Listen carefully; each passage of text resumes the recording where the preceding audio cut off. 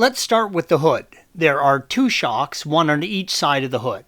If you are changing out the shocks by yourself, make sure to brace the hood well, red arrow, as it's heavy. If it falls, it can do a surprising amount of damage to you and the vehicle. Both shocks are located at the rear of the engine compartment by the base of the windshield. They mount to the inside of the fender, red arrow, and to the bracket on the hood, yellow arrow. Don't expect to find the stock hardware when you're changing out a shock on a car of this age. With the hood properly supported and the pressure off of the shock, remove the fasteners to the hood bracket, red arrow. The lower shock mounts can vary over the years, but they all attach with a ball on the mount and a socket in the shock. These old shocks needed the cap pried out to release the ball from the socket, red arrow. Before installing the new shock, make sure to clean and lubricate the ball mount, red arrow.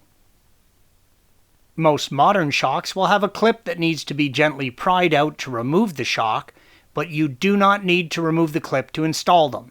Just push them on and they will clip in place.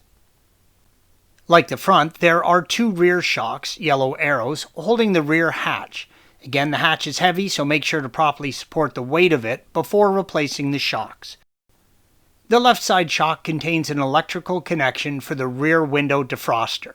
There is a small tab on the top and bottom of the shock, red arrow. Remove the electrical connection and replace the shock in the same manner as the fronts. There is an electrical connection for the interior light on the base of the right side shock, red arrow. Remove the electrical connection and replace the shocks in the same manner as the fronts. Thanks for watching. Be sure to subscribe to our channel and check out another video in this series.